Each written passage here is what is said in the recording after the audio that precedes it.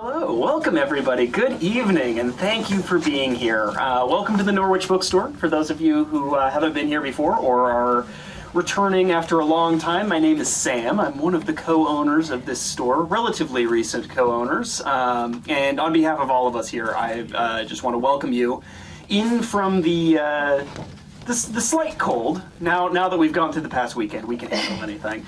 We are not celebrating one particular book here this evening. We are celebrating a wide range of them, in fact. We have some books that have been contributed to or translated by some of our readers tonight, and we also, thanks to our readers, have a wonderful selection of recommended works of Ukrainian literature, contemporary Ukrainian writing, just some really wonderful books. Some you'll recognize, and a few that you may not.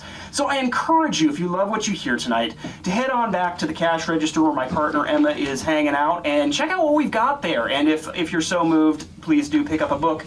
Your book purchase, of course, supports our store and allows us to keep doing things like this and bringing in crowds to listen to people read and speak and discuss. But it also, of course, supports the publishers who are putting out this work, and it supports the writers. And as we know, that is important now more than ever. So please don't be shy. We encourage you to check out what we've got back there. And while you're back there, if you enjoy what you see tonight and you'd like to hear about what else is happening here at our store, please sign up for our email newsletter. We send one a week. It's got new releases. It's got events that are coming up. It's got usually a rambling message from me about the love of books and other things like that. It's a lot of fun, so I encourage you to put your name down for that, and you'll get the first notice when things like this are on the horizon. And without further ado, I am so delighted to get us started this evening. One of the real joys of living in a community like this is, of course, it's a small town. I know many of you by name and sight. I know your dogs. Sometimes a tractor drives by out here. But because of the all of the different resources and educational institutions we have here in the Upper Valley, we also get to be a hotbed for incredible art and incredible culture from all over the world. And tonight, of course, we're going to see and hear a real demonstration of that with 4 contemporary Ukrainian writers, poets, translators. The list goes on. Everyone you're going to hear read tonight has something dynamic to offer in representation of the broad diversity of modern Ukrainian literature. And I, for one, am so excited to sit back and listen. And now to introduce our readers and the program that brought them here this year as well, I'm so thrilled to welcome to our stage Yulia Komska. She is, for those who don't know, the chair of the Comparative Literature program at Dartmouth, an associate professor in the Department of German Studies. Yulia, welcome to the mic. Thank you so much to all of you for being here.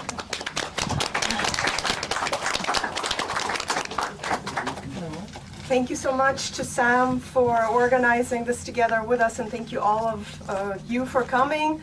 I will try to keep it short and to the point. It's a bittersweet privilege to welcome and introduce the readers here. We have not 1 and not 2 and not 3, but 4 people who work across various literary formats in Ukraine, and that almost never happens. It would almost never happen in a place like this, and it very rarely happens in the United States of America, because when this country tends to pay attention to culture, it's almost always due to some sort of a calamity that goes on. So I will never be able to say that it's too late in this case, because Ukraine is up and fighting, but the disasters are quite far gone as we're looking at it. So it's almost like if we were looking at these countries where a substantial number of speakers speak languages, they would not happen quite as frequently, these disasters. So the readers today will read works written in terrible times. Some of these terrible times are ongoing. Some of them are past terrible times. Ukrainians are not unique for reaching for literature in terrible times, but perhaps what is specific to Ukrainians looking to literature and to the arts right now is that one of the causes for this war is Vladimir Putin's intent to kind of crush Ukrainian-speaking culture and Ukrainian resistance as much as possible. So writing, translating, reading in Ukrainian is itself nowadays an act of defense of Ukraine, first and foremost for our readers and for everybody who is in Ukraine in these difficult times, but also to an extent for those of us who are coming to listen to it. This is also a huge act of support and something that helps Ukrainians maintain courage in these times. Now to the speakers and the readers. I think they come to translations from all different walks of life and do it in all sorts of different ways, which proves translation is not some kind of a monolith, but it is a practice that's very diverse, and it is a way of life and a way of work that's very diverse. First and foremost, we have Hanna Leliv. Is that the sequence in which you will read? So Hanna Leliv is a full-time literary translator from Lviv, Ukraine, who's translated multiple books from English into Ukrainian, and now this is something else that's going on. More and more translators are called to translate from Ukrainian into English, so to switch and do it the other way around. She is a former Fulbright Fellow at the University of Iowa's Literary Translation Workshop, which is one of the biggest and probably the biggest translation workshop, or the most famous in this country. And now she's a faculty fellow at the Leslie Center for the Humanities at Dartmouth College.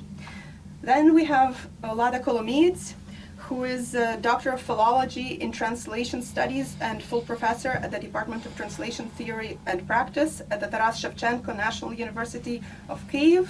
So somebody who in the past has taught about translation more than she translated, yet that too has changed in recent time, and maybe she will talk a little bit about it.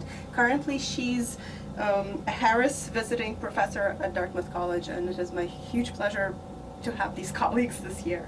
Then we have Daryna Gladun, who is a Ukrainian poet, performance artist, translator, and researcher, and from what I understand, it is usually much easier to find her at a festival in a bigger European capital than in the Upper Valley, so we are very lucky to have her here tonight.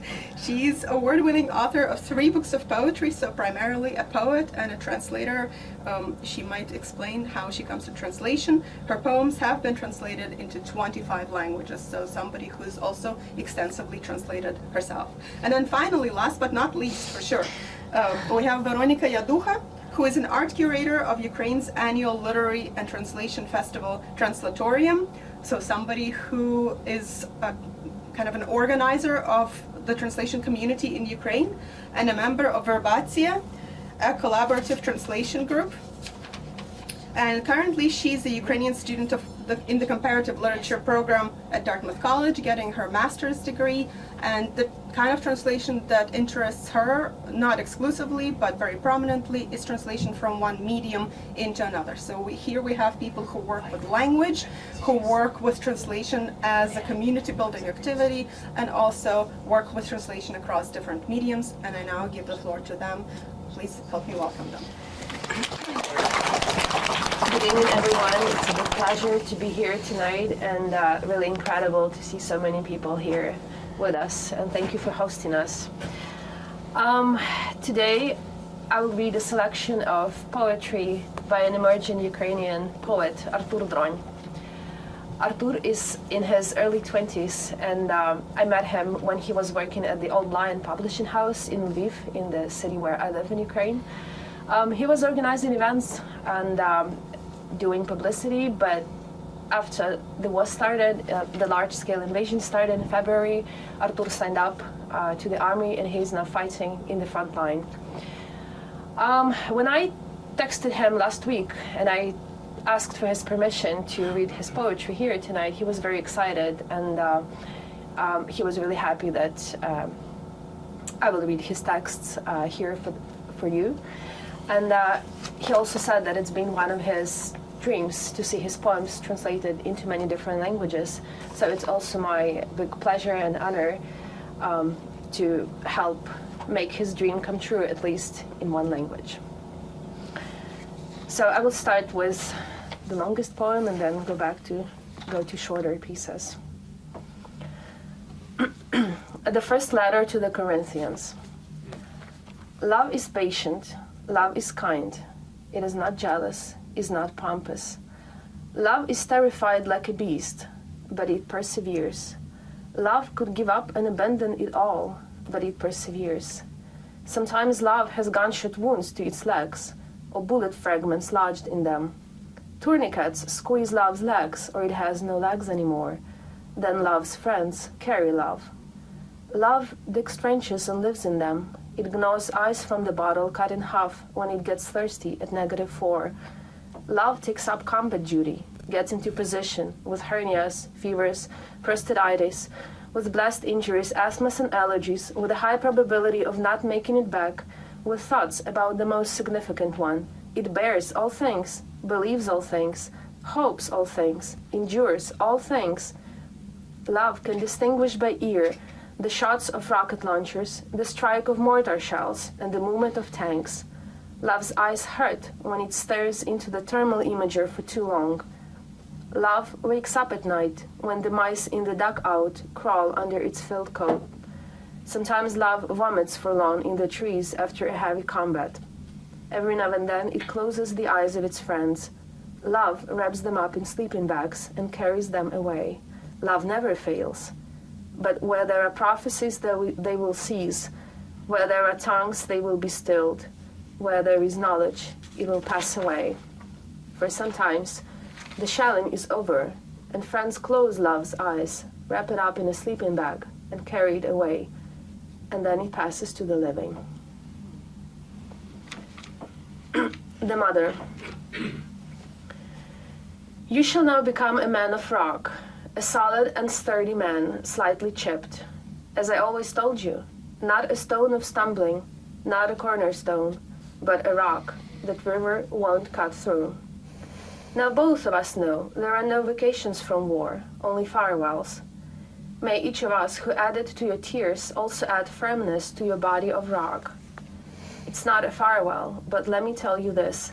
I'm always on your shoulder, the world's softest child.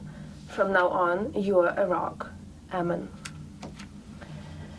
Now, the next poem is really short, but it needs a bit longer explanation. So,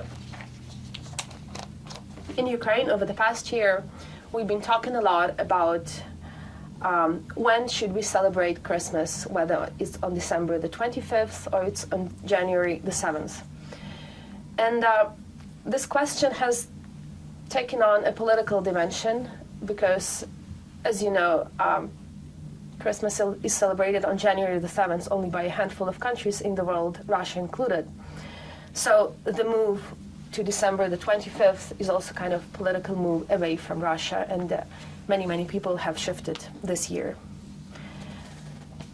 So now you know the context and the poem itself.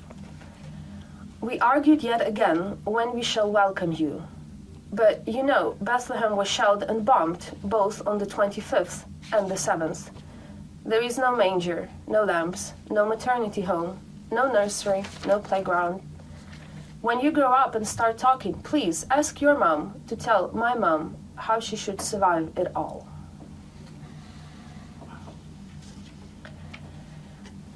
In old times that came at no cost, Holy John Paul II said in Lviv, "Rain falls down, children grow up." Your Holiness, John Paul II, I grew up under that rain, but this winter is so violent and the cost is so high that only snow and soldiers are falling down. Soldiers fall down, children grow up. Soldiers fall down, children grow up.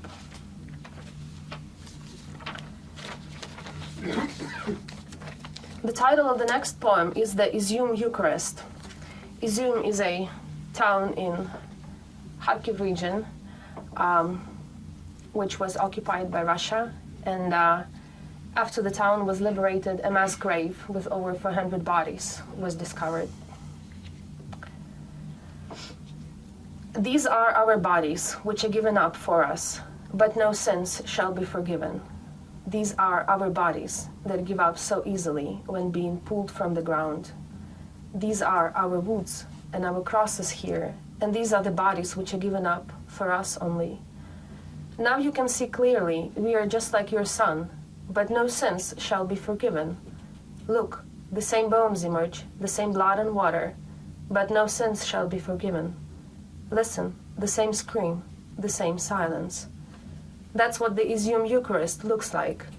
These are our woods and our crosses here. The living dig up the dead, saying, these are our bodies, our own bodies. We look very much like your son. These are our bodies, look, our own bodies. We have long become like your son. So many bodies, look, so many. We are your younger son, who shall not forgive it. And the last poem.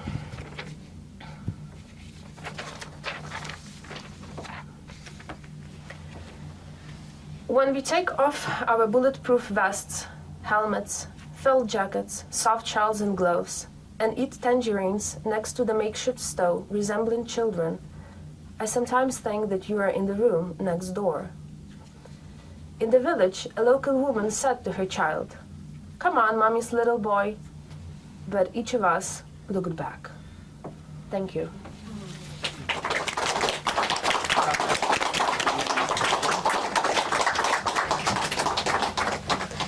Hello,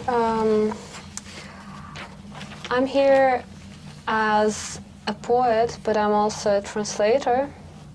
And actually that's my first time reading in English for the public who speaks English, like whose first language is English. And I have some troubles with this particular language because, well, frankly, I don't like the translations that were made into English of the texts I've written in Ukrainian. The thing is that the structure of languages, like the structure of Ukrainian, is so much more complex to me, and the structure of English is so much more clear. So when I was preparing for this event, I found out that the poems that I usually read about the war in Ukraine, that I've written in Ukrainian, well, are not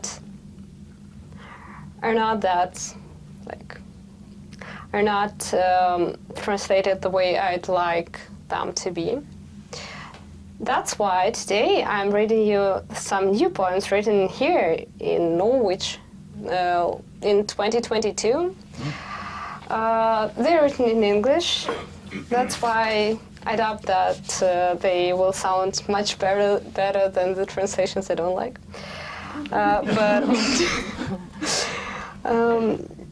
Yeah. So for me, as a translator who translated into Ukrainian, for me it seems that all the work I do is perfect. But when I read someone else's translation, I'm just like, oh no. I'm so happy, like, my poems have been translated into, like, I think that's 30 languages by now. And I'm so happy I don't know most of them. So, but you'll have to struggle a little bit, because those are literally my first couple of poems written in English. Moonless night over Appalachian Trail. 1. Tiny hawk arrives at Sundering Falls. Scratchy trees stop grieving their bloom when I start thinking of war. 2. A moment ago, I got a call from home. Bombshellings at night look blossoming, said my mother. 3. Adamant sky swallows. Anxious thoughts provoked by my mother's call. Withered leaves, flying hawk. It gets even darker. The next poem is about my grandma, who had the experience similar to mine. She was the refugee during the Second World War. And I see some similarities in our lives. Meeting Maria. Plastic bottles flank surface of timeless river. Its banks, dumps of empty cans, torn clothes, and sunbathing people. I hide in the shadow of savaged, contaminated water. The landscape seems almost idyllic till I put on nearsighted glasses. My infant grandmother, Maria, comes out of the river, wipes herself dry, and curls under a rugged blanket beside me. I'm old. My hair has already turned from gray and white to completely white. My infant grandmother shares her drinking water and a slice of bread with me. This is how we survive. She says something, but I'm not wearing my hearing aid. Her voice sounds like mumbling of war long forgotten and never recalled. Another place where we often meet is the coach of the refugee train in the borderland. Maria is 20 by then, I'm 28. She stands in a box wagon at the frontier between Russia and Kazakhstan in November 1941. I sit in a commuter carriage at the frontier between Ukraine and Poland in March 2022. We are cold, more scared of our futures than our past, even though our past was atrocious. Young grandma asks if I ate well. I lie. Asks if I feel well. I lie. Asks if I slept well. I say no. The train continues its movement. We arrived at the towns we've never been before. All we brought in the buckets of our long black coats is identity cards and hopes. This is how we survive. We leave the train without saying goodbyes. I have to say, Maria and I lived together when I was a child. I watched her hair turn from gray and white to completely white. She never fully recovered after the second stroke and was half paralyzed. She talks like a person who lives in the past. She yelled if I had thrown away bread crunches left on the table. She told me some stories of her life and made me repeat them, checking if I have remembered them well. Once she made me do that a couple of times in a row, louder and louder and louder, and said, "What a nice story you tell. Whose is it?" I replied, "Yours." "Oh, but it's not mine." And in 2 months, she died.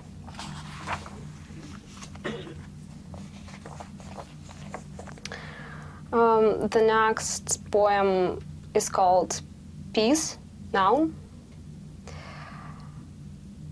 And it's about my experience as a school teacher in Bucha school. Peace, noun. Pronunciation, treaty. General use. 1. Children of army depots schooled at bomb shelters misspelling word peace in essays about their dreams. Therefore, I have to make peace into peace at least once a month for almost a decade. 2. Year by year, month by month, day by day, every minute, every second of war seems endless, makes peace less and less plausible. 3. There are 2 main questions regarding peace teachers of humanities have to struggle with in military depots. Question 1.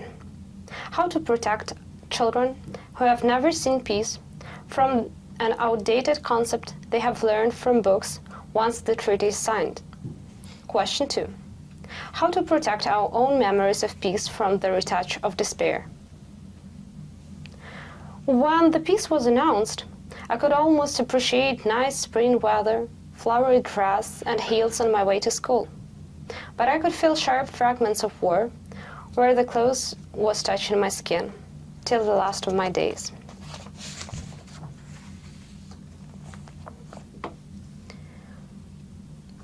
And another poem is again about my discoveries of English language made this year. I'm reading dictionaries a lot, and I found out that one of the adjectives used in the description of the hydrogen bomb is sophisticated. I was overwhelmed by this fact, because for me, the bomb is whatever but sophisticated, whatever but glamorous, whatever, anything else. That's why the last poem I'm reading for you today is called, one of the adjectives used in the description of the hydrogen bomb is sophisticated.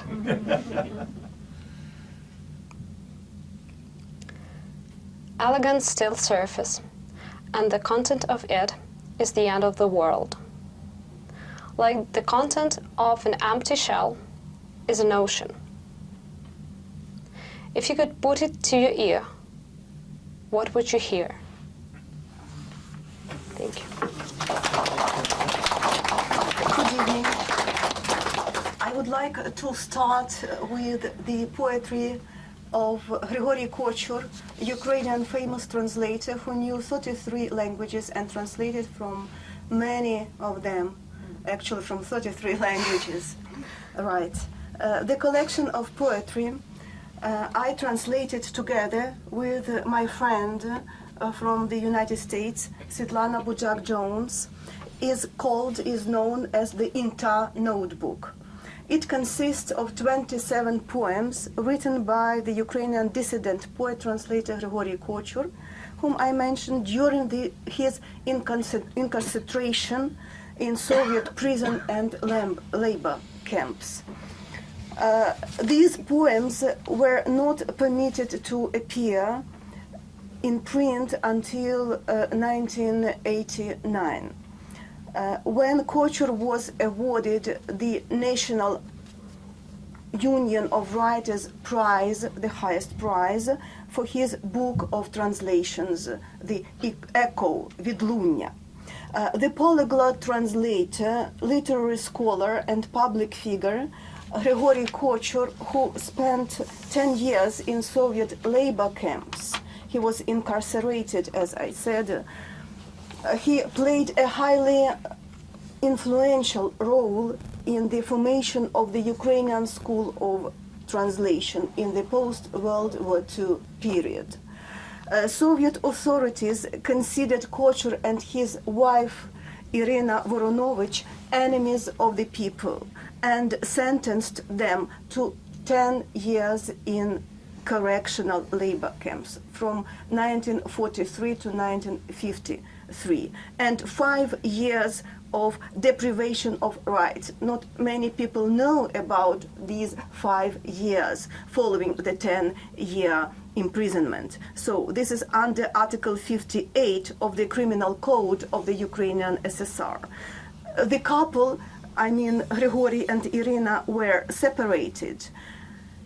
As it later became known, Grigory and Irina were placed in different camps located near the town of Inta, the camp called Intalag. Here is the title, the Inta Notebook. And near the town of Abez, Irina was placed in another camp, but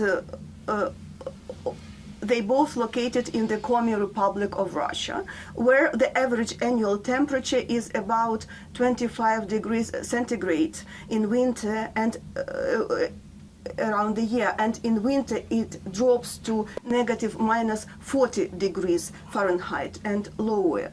The unbearable conditions of the existential battle of survival prompted Kochur to write poetry, which was later collected in a separate book. You have it, it is a bilingual edition of this book, which I compiled, edited, and translated together with Svetlana Bujak-Jones. And this book was a salvation in the inhumane environment of the Soviet labor camp.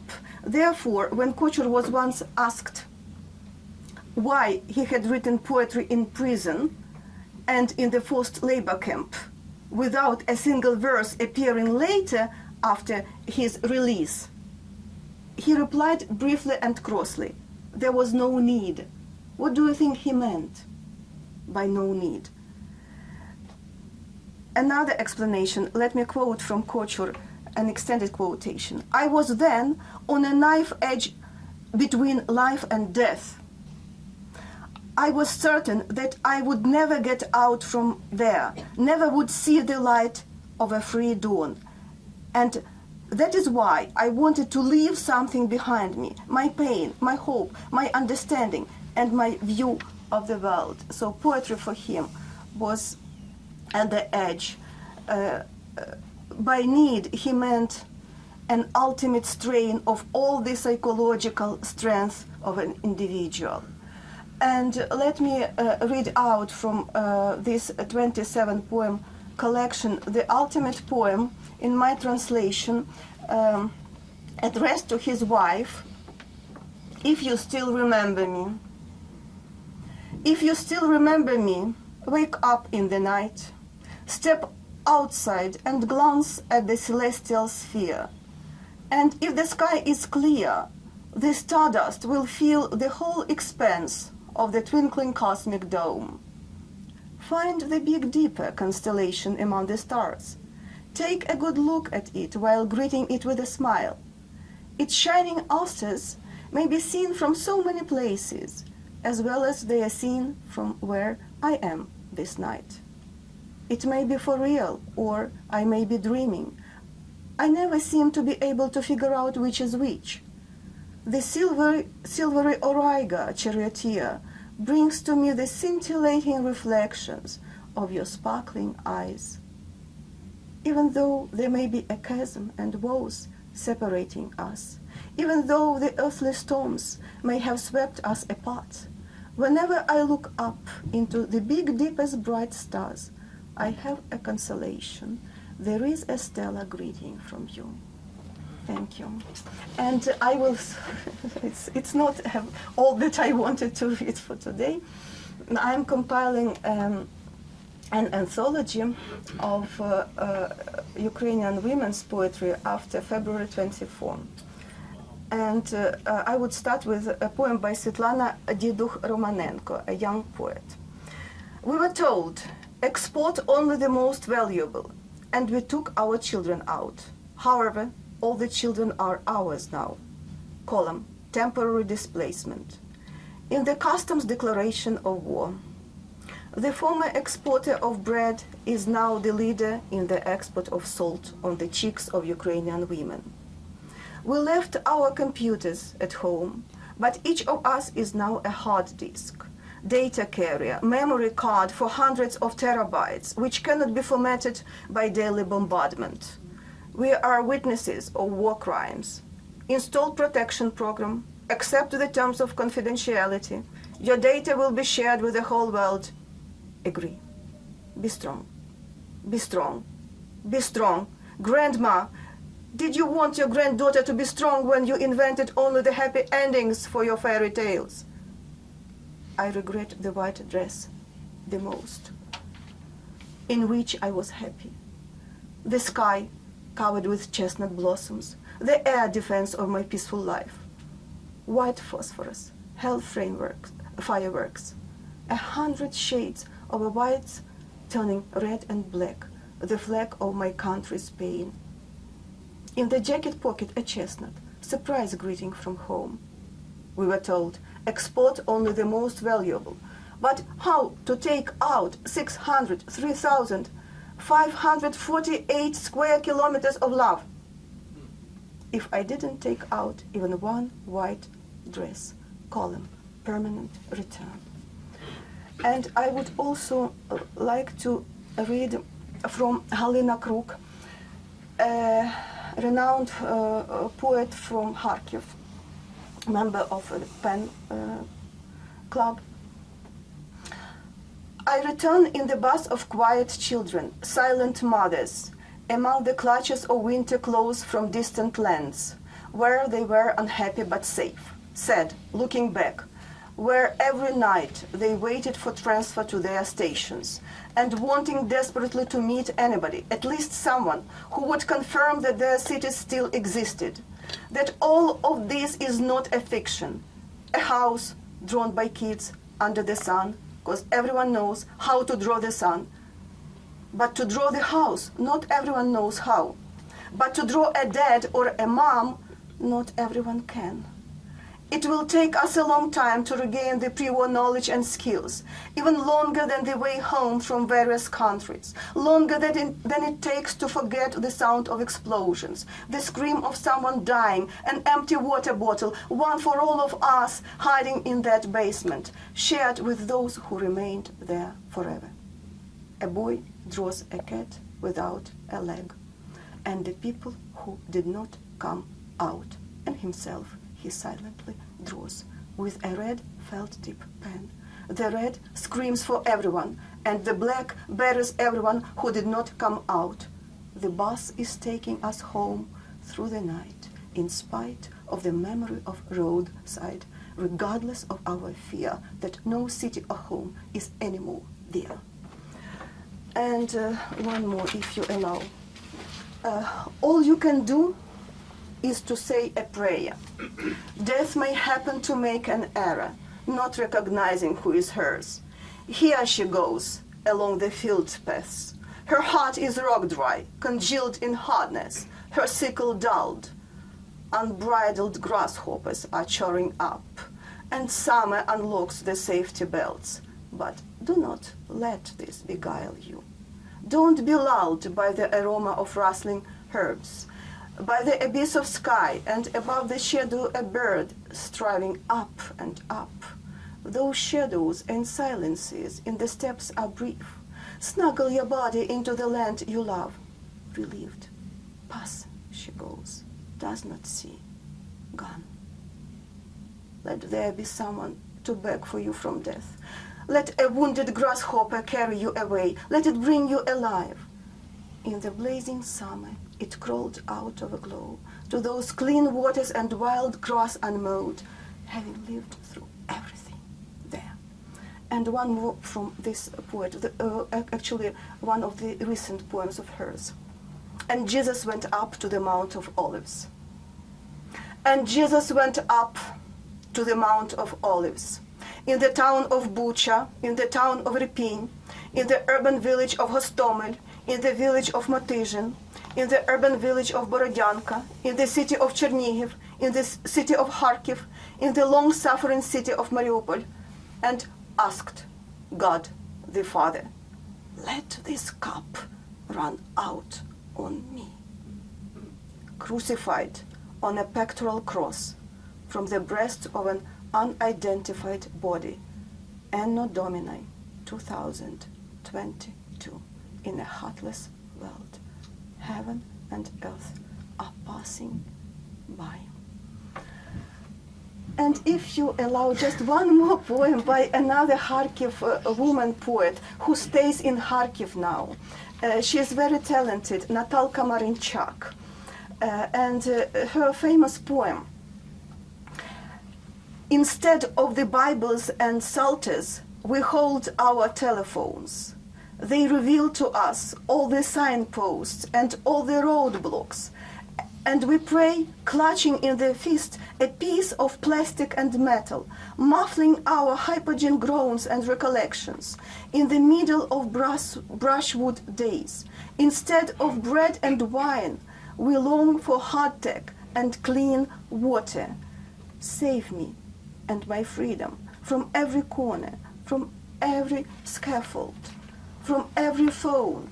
Save me, O Lord, because I will stand here until the end, keeping the defense of this city, holding the shield over this place. Who are you? He asks. But I don't know what to say. I'm the one who cannot sleep or eat. I'm the one who finds the light in places where it is dreadful to stand or sit. I'm the one who collects oneself and goes. The one who loves too much this factory, this country, and this city. Thank you very much.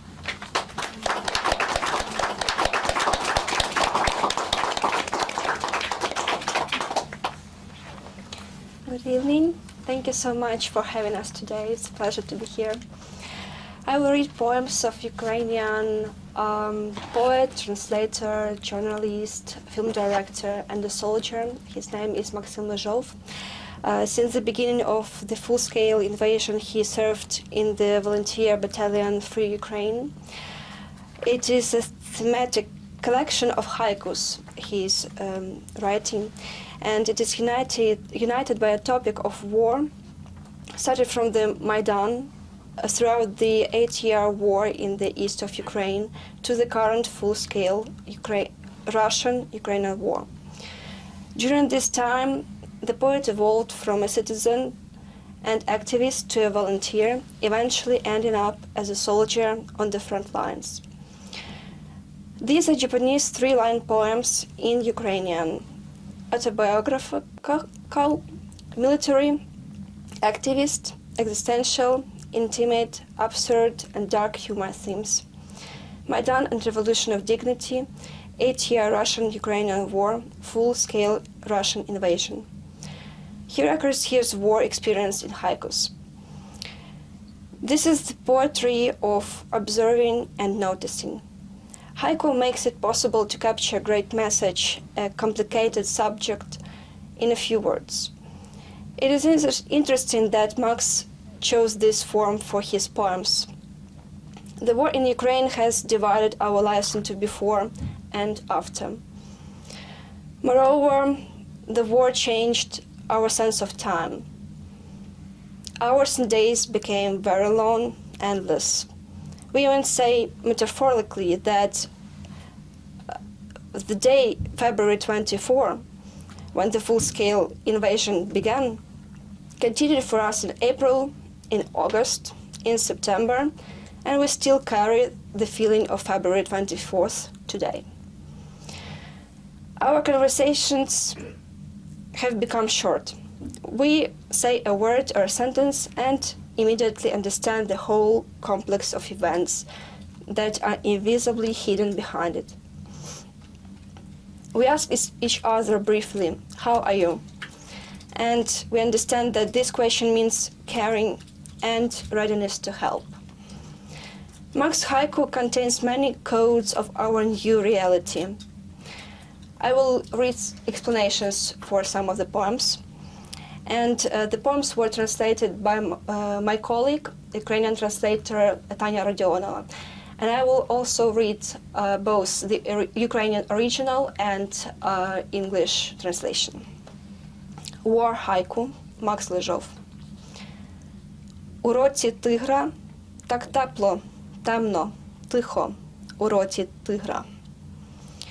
In the tiger's year, it's so warm, dark, and quiet in the tiger's mouth. The year 2022, when the full-scale Russian invasion of Ukraine began, is the year of the tiger according to the Eastern calendar. Близькі далеко. Близько вічність. Ця війна не блискавична. The close ones are far, but eternity is close. It's not a blitzkrieg. Почувши війну крізь сон, перші вибухи, я перевернувся.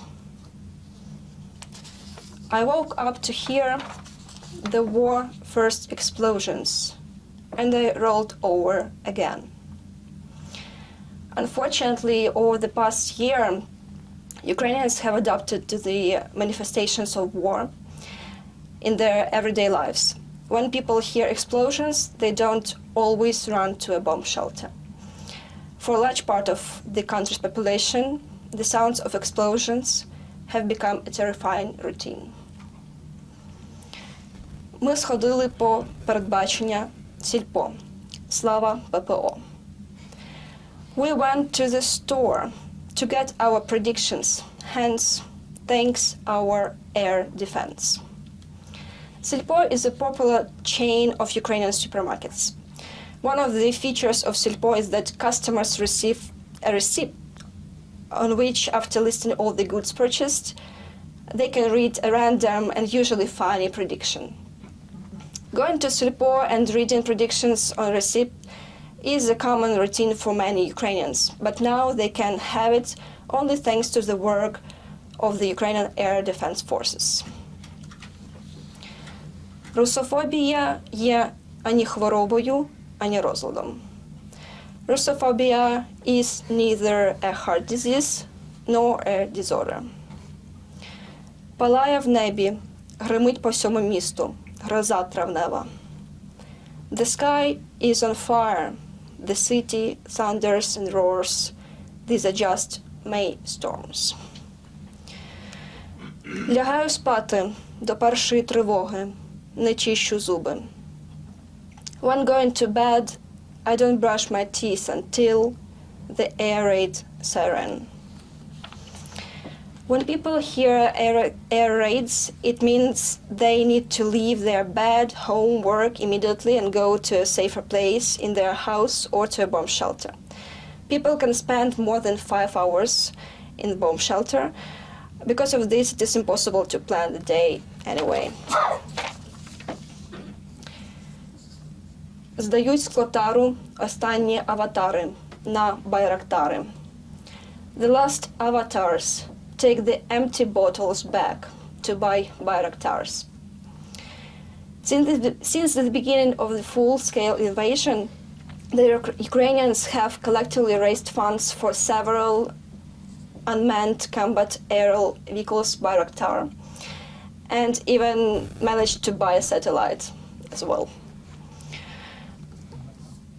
Опівнічний степ в навушниках активних слухає дабстеп. Ukrainian steppe listens to dubstep all night in active headphones.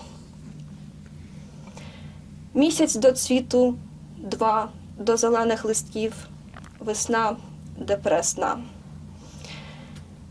A month, blossom comes. 2 months, green leaves on the trees. This spring's depressing. Останки людей, все, що зі свічкою вдень, знайшов Діоген. The human remnants is all Diogenes has found with the candle by day. Осінь і війна, дощ іде і падає, вже не встаючи. Autumn and the war. The rain falls and falls without ever rising up. Хто вгору тупцяв, у той день по інститутській дійшли до неба. Those who marched that day up the Institutska street came to the sky straight. Institutska is a street in Kyiv downtown.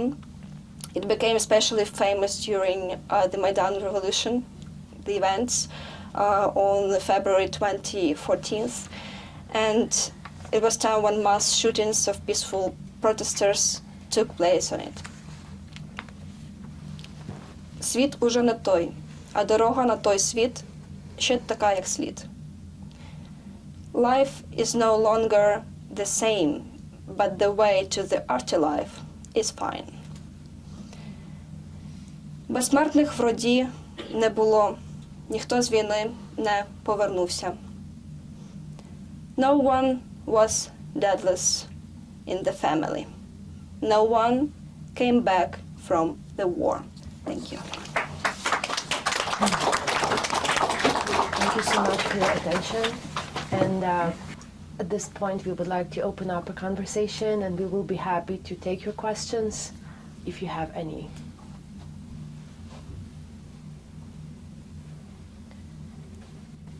Yes, please.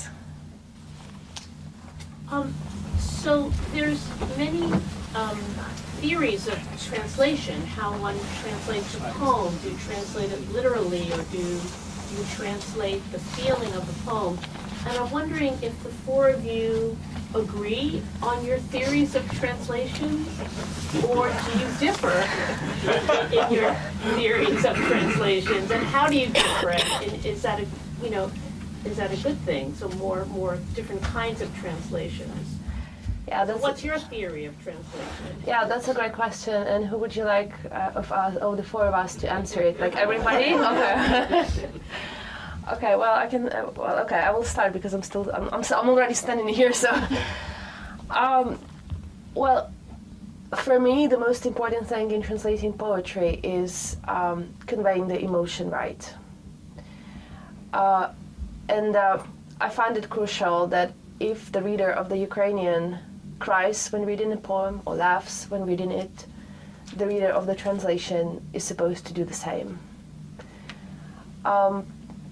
So sometimes it happens that something from the poem has to be sacrificed, unfortunately, because, as Daryna said, that languages function very differently.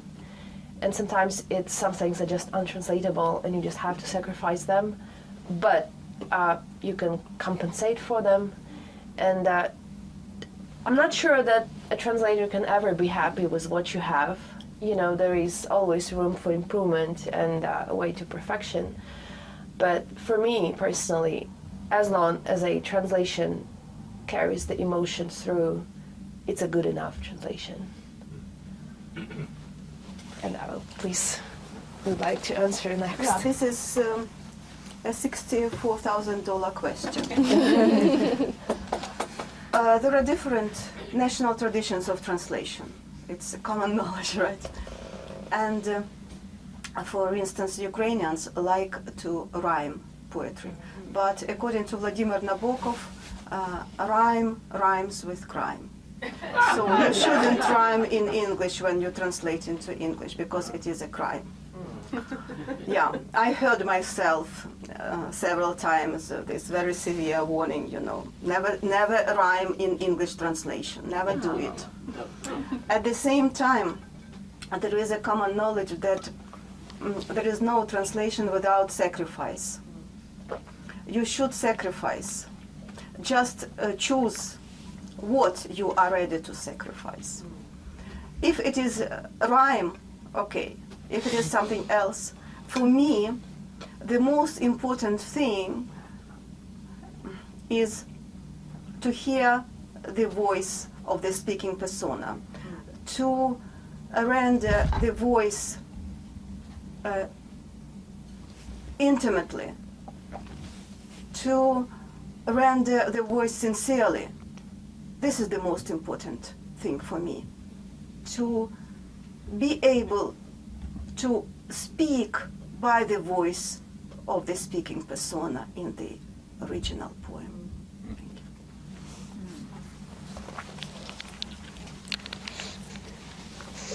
Okay, I have to confess, I do not translate on my own, meaning that I have a co-translator. And the reason for this, like you have probably guessed, that I'm one of those people who has a degree in Ukrainian language, who's read a ton of dictionaries, and I know many nuanced words in Ukrainian. So when I start translating, I go into these nuances, and that's what stops me every time. So my co-translator, Leszek, usually works the drafts, and I'm just like putting the words, like these very nuanced, very like accurate words on their places. And then we have like tons of discussions. Yeah, I don't think we sacrifice that much because we don't translate from English that much. We mostly translate from Belarusian, Polish, the languages that are close to Ukrainian. We recently had two like authors, one of whom is Fulbright and another is Ilya Kaminsky, and we are translating their poems from English. Like Ilya lives in the US and he writes in English, and Volzhina writes both in Belarusian and Belarus language and Belarusian language and in English. So for me it was devastating, this experience. I appreciate all the translators do when they try to translate from such different languages. I have no idea how do people who translate from Japanese, from Mandarin, like how do they, into Ukrainian, into English, how do they deal with all of that? So what I do, because I hate rhymes, I don't rhyme that much. what I do as a translator, I just pick the text that I love, and usually that's free words, ver libre.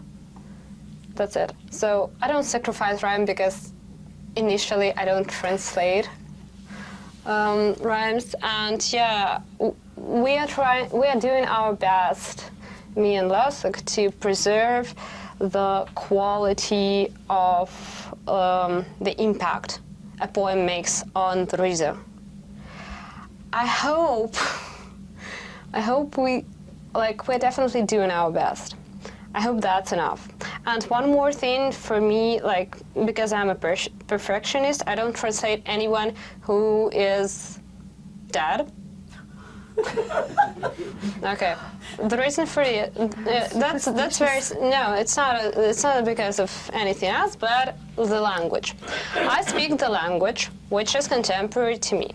So the person who's dead spoke different language. Like, I'm turning 30 this year, so my language proficiency in Ukrainian is only 30 years, maybe 10 years, to this the Soviet times, maybe 10 years more, but not that much, because Ukrainian language in Soviet Ukraine was different. It changed a lot when Ukraine gained independence. That's why I don't feel that I have right to translate those people. I believe that we have people who are much better in Ukrainian of that time than I am. So I don't translate writers from English, for instance. I don't translate writers who are not alive right now, because they've written the language that should be translated by people who are older than I am, so that they do this translation very accurately. That's what I do. What about Lesya Ukrainka or Taras Shevchenko? Nobody is alive today who speaks that language, but... Well, we update the translations of Taras Shevchenko and Lesya Ukrainka, as well as English-speaking people update William Shakespeare in English. We do not, I believe here you have the adaptations of Shakespeare. So,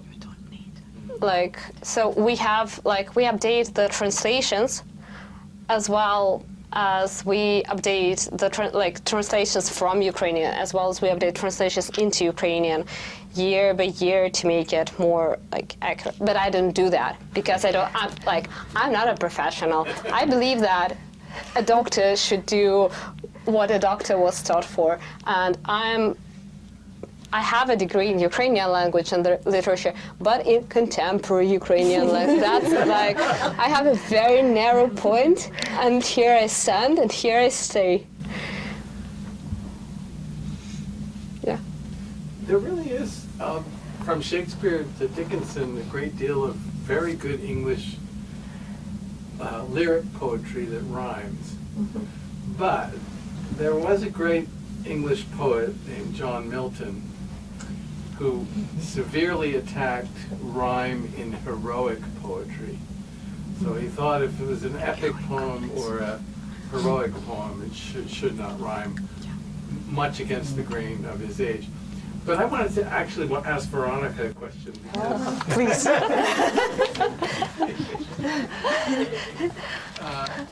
We were told, Veronika, that you translate between media. And in fact, I think you told me on the bus that you translate poetry into ceramics. Yeah. Could you just wow me with how Yeah, thank you for your question. It's a kind of experiment, and I love it. And it's interesting for me to think about the possibilities of translation in general and the borders of translation. And actually, I'm also happy to translate different texts because I'm a member of a collaborative translation group, and it's great, as Daryna also said, to have a co-author or co-translator. I have two of them. I cannot say that it helps us to translate fast. We have many verbal battles together, but still it's a kind of different practice, more social one. As for the intersemiotic or transmedial translation, which is one of my interests, here at Dartmouth I'm working on the project trying to transpose poetry by American author Richard Brautigan to ceramics, to make a series of ceramic bowls, and to say that here you are, you can see these bowls are poems actually. How can you read them? Yeah, so it's a kind of fun experience, but still, as I said, I guess that it helps, first of all the readers to notice something else in these translations. Has anyone tried to do this sort of thing before? Turn beat poetry into ceramic bowls? Are you the first? I know that people are quite creative creatures, you know. I'm not quite sure whether I'm a first or second or like 21st. But certainly Brautigan's poetry, it will be like first translation of Brautigan's poetry into ceramic form and tea bowls. And when do we get to see this? I hope to be ready with that in May. Thank you. Any other questions? Yes, please. The question's not about poetry, but about reading. And it's clear that Ukrainian poets are writing more poetry because of what's going on right now. What is your and your three colleagues' impression of whether Ukrainians are reading more in this terrible time? I mean, it's hard to tell, but just impressions. Well, I can tell you like the personal experience of my family. My mom and my grandparents, they thankfully live far away from the front line. They live in a small town on the Polish border. And since November, when the blackouts started, when Russia has been shelling our infrastructure heavily and people would go like 2, 3, 4, 6 hours a day or at night, like without any power. So what do my mom and my grandparents do? They read. And I just keep ordering books for them. So they just go to the post office and just get new books, because that's, you know, what can you do when you have no power, when it's dark outside? What shall you do? Like, you read. And lots of people read, not necessarily because of blackouts, but yeah, and I can say that this is definitely a two-way process, in not just that poets keep writing these tons of poems or novels or whatever, but people do read actively. And I think that it also has to do with the, you know, maybe some escapism, when you want just to escape the reality, but also just, you know, just to stay human. Well, maybe you would like to add something. I would like to remark with the words of Halina Kruk, a Ukrainian poet from Kyiv, whom I mentioned and whose poems I read. Halina Kruk once said, actually she concluded her speech at the Poetry Festival in Berlin the last spring. She said, I regret that poetry does not kill. Whoa. Yeah. And but this is just the start of what I would like to say. Poetry does not kill, cannot kill, but poetry can heal. Poetry and literature. And you know, these bitter words of Halina Kruk, I understand their origin, I understand the bitterness, but the reality proves that all of a sudden, it's like, you know, the persistence of Ukraine's existence and the refusal of Ukrainian people to die became the world's biggest discovery of 2022. At the same time, a huge wave of creativity also became a discovery of Ukrainians, a discovery of ourselves, a discovery by Ukrainians of themselves. They became much more creative during those days of great hardship. And poetry and literature in general became the testimony. As Helena Krug also mentioned in her speech at the Poetry Festival in Berlin, poetry became testimony. The writers, the poets became the diarists of what is going on, what is happening. And the way they write everything down will be the way people will read it and interpret it later. That is why, yes, and if there is such a huge wave of creativity, intersemiotic creativity as well, then somebody needs it. People need to read, to reflect on, because literature helps, and today more than ever, it helps us, the Ukrainians, reflect on what is going on, better understand what is going on with us. Because as Natalia Marinchak wrote, how to understand the greatness of what is happening with us. Because it is a great sorrow, but at the same time, it is a great birth of something new, of new unity of people. And this is a great time for reading, although it might not be obvious. Thank you. Yeah, and I would just like to add two more things to what Lada said about publishing as well. Publishing has struggled a lot last spring, maybe early summer, but ever since it has not just picked up. Publishers keep producing books, publishing books on basically on the pre-war scale, even though, of course, the prices of everything, the ink, the paper, everything has gone up. And you also add to this equation the blackouts, which means that you cannot work, you should, go and take shelter. And there are publishers who have gone completely remotely. So part of the team, for example, is in different parts of Ukraine, and somebody else is in Europe, somebody can be even here in the US, but everybody is working together.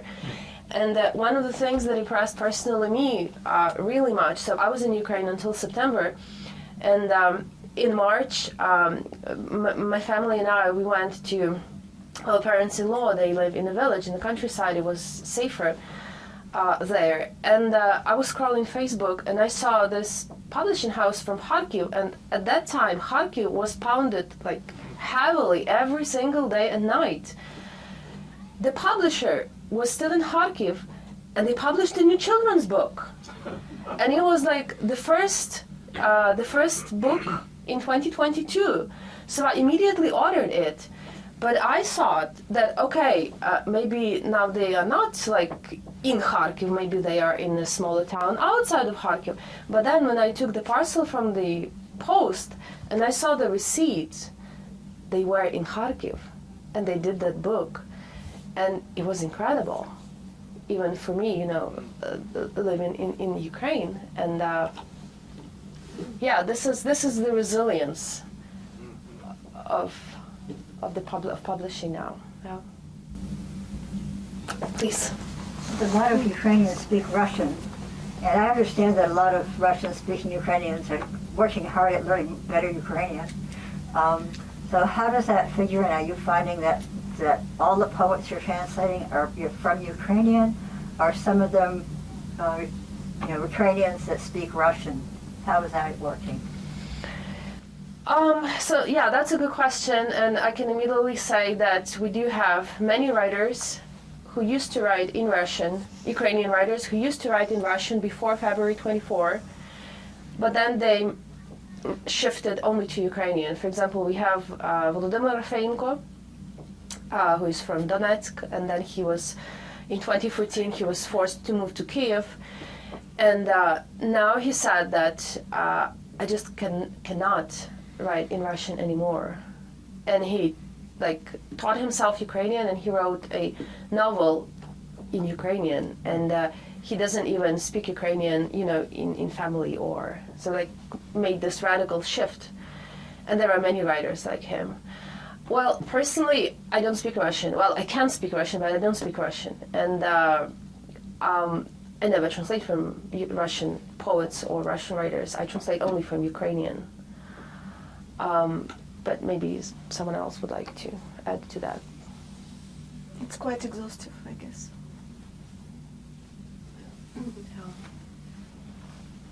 Any more questions? Please. I can imagine that there is a lot that one could translate now, and there's a lot to choose from. I mean, from Lada, I'm thinking there's a lot of historical, well, not historical, but there are a lot of dead authors. Sorry that I know. One could translate who are still untranslated, and I think that in the case of Ukrainian literature, there is a whole lot of dead authors who are still untranslated, and there are living authors who are untranslated, and there are very young authors who, like the authors you've read today, or some of you have read today, who are volunteering, and there is a kind of an existential urgency. So how do you, and that's a question for all four of you, how do you pick what to translate next? Or how do you, make the decisions what to go to first?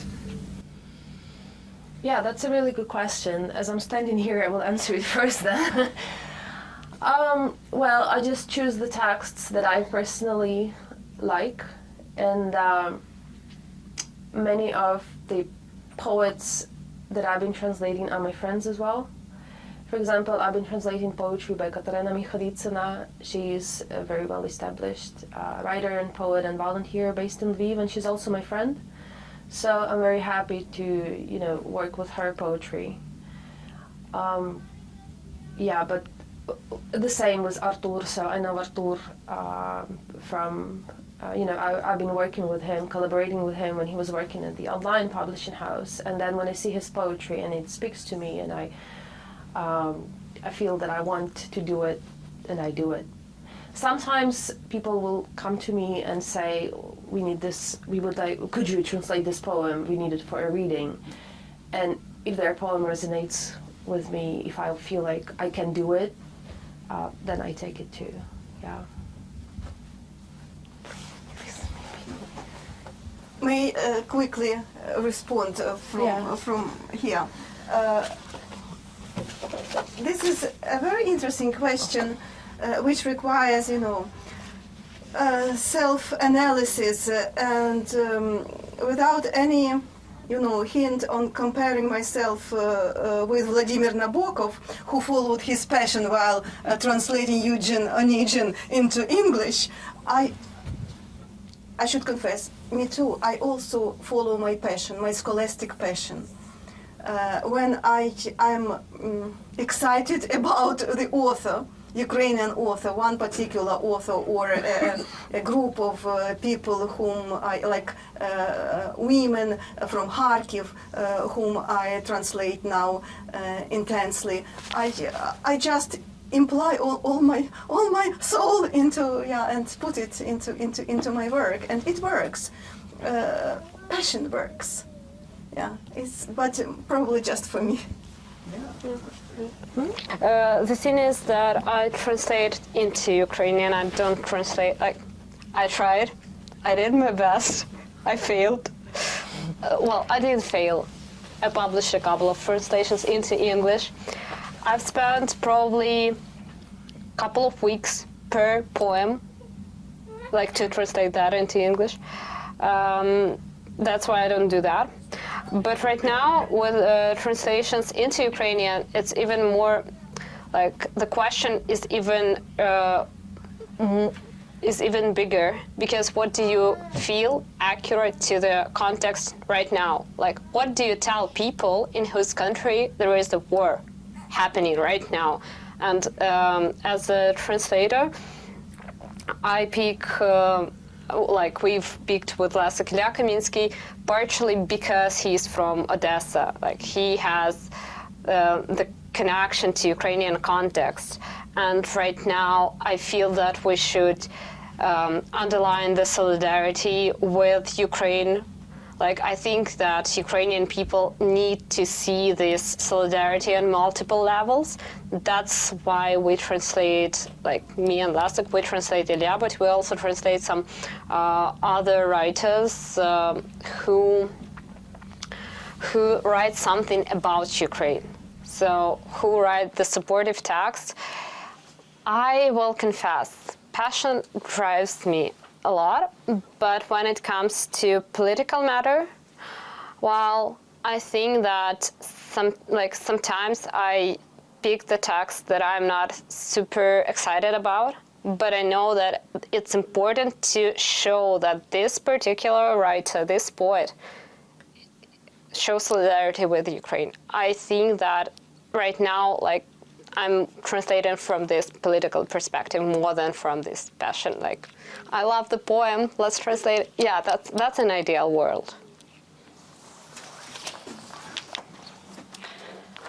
As for me, I actually also translate into Ukrainian, usually, but recently I had a situation. I thought that I would love to translate a children's book by Alexander Mechet, Ukrainian writer, and this book is called The Cat, the Rooster, and the Cupboard. And it is about family who lived in Borodyanka. It's a town in Kyiv region, which was occupied by Russians. And it's an attempt to discuss such a complicated topic as war with children. And I was interested in that and asked Alexander whether I can translate this book into English. And he said that actually he has a translator for that. And usually it happens now like that, because I must say that people in translation community are very active in Ukraine and would love to work as fast as we receive like the new text, you know. So yeah, it's a like common support in this case.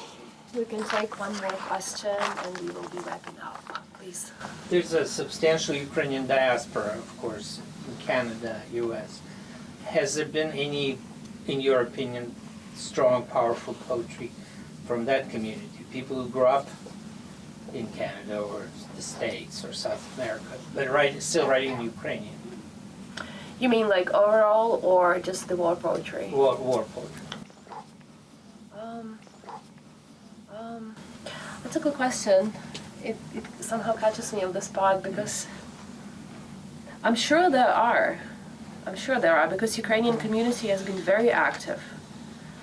But I just... Are there outstanding Ukrainian poets who were not born in Ukraine? Askold Melnichuk, is he a poet? Yeah, I think he is a poet, Yeah. right? Yeah, Askold Melnichuk, yeah. So he's an outstanding writer, and I think he writes poetry. Where does he live? In the U.S., but I'm not sure where exactly. Yeah, but again, like this is just the lack of knowledge on my part. I'm sure there are excellent writers and poets in Ukrainian diaspora right now. Yeah, I mean, Averbuch. Averbuch. Yeah, Alex Averbuch. But that's... Yeah, he's in Canada. Yeah, Alberta. Yeah, he's in Alberta in Canada. Yeah. But And he was he's an excellent poet, and he also is a scholar. And he published Jewish King, right? It's the latest book about his family experience and his Jewishness. Okay, so I think that at this point we will wrap up, and we would like to thank you for coming tonight. It's been a great honor, great pleasure to spend this night with you, and thank you so much for your support and your solidarity with us and with Ukraine.